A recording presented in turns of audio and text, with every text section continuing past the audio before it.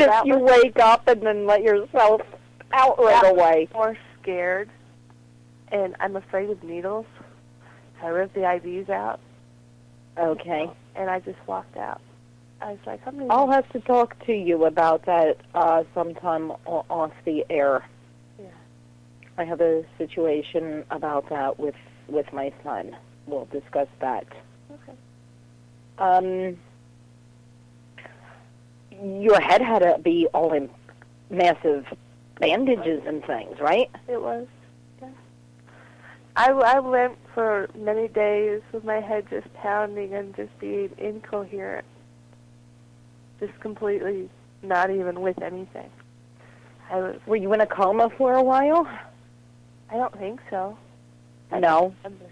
To be honest with you, I don't remember. I just remember waking up, and it was a couple days later. And I don't know. It was only a couple of days later when you woke up. Yeah. They must have thought I sounded like a broken record. Who am I? Where am I? What happened? Why am I here? Let me out of here. That's all I could say. And I had such a bad concussion that I just kept saying it over and over again. And each time I said it, I was sincere. Who am I? Where am I? How did I get here? Never mind, you answered me 5 seconds ago. Who am I? I wouldn't remember. How long after you woke up did you, just decide I'm out of here and rip everything off and I'm going home and I don't care what anybody says? A couple minutes. That soon? Yeah. And the doctors were all going, no, you need to stay. And I'm like, I am out of here. Give me the paper. And it didn't even concern you? It didn't even concern you that you had no clue what was going on or what had happened? I was more scared of the hospital than I was not knowing. Right. I do not like hospitals. Not many people do. That's where people go to die, you know.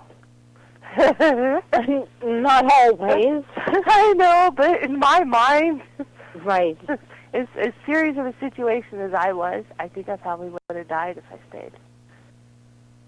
You do? Because that's my mentality. I would have been like, oh, woe is me, I'm going to lay here and die because I'm stuck in this hospital. I'm going to die now. Which I had already died. I was already, I had already died and was already there on that cusp. But I was just like, I'm leaving. I'm out of here. Give me the paper, I'll sign the X and go. And I was out. So what did you do? You just went under doctor's care then? No. Back and forth to the office, or no? I told him to write me a prescription and I was gone. That was it. I overdosed on Tylenol while I was waiting to get my prescription. So. You did? Yeah, you can paralyze yourself and throw up yellow foam from Tylenol. You can, so don't abuse it. I would take some and not realize I had just taken some, and it hurt so bad I'd take some more. That's while I was waiting for my medicine to get filled. And next thing I know, I'm getting scraped up off the bathroom floor by someone I considered to be a father figure carried in the other room, and he was scared for me.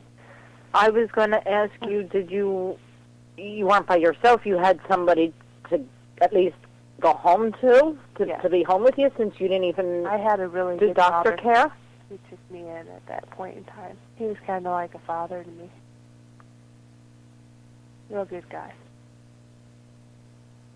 But yeah, I was taken care of. He watched over me. It's probably the reason I made it, too. Mm-hmm. That, and, the good Lord decided that he had a purpose for me, and I was going to listen. He decided he was harder-headed than I was. Said you think you're hard-headed, huh? Head, meet tombstone. And you broke it. That's just, wow. I had two, though. Yeah. It was a double-sided thing, let me tell you. Two ways. Which is weird, because I took a chunk off the top of it. It was like a round one. And then I broke it about 3 inches under the base. Just a very good one. I flew 35 feet from the accident site. It tells you how hard we got hit. Wow. It was crazy. Were you weren't the only one that got thrown from the car either, were you? Everybody but one person got thrown from the car. And it's a miracle we lived. We had angels watching over us that day, I'm telling you. Did any of the rest of them die and come back, or? No, none of them did. One had a broken arm. She sued me, my cousin, and got a $27,000 car out of it. One of them broke his spine in 19 spots. They took it from his hip or something, his ribs, and replaced it, and he was able to walk again. Finally, it took some time. His 16-year-old brother was just fine, got up and flipped the car off him, flipped it up over and off him.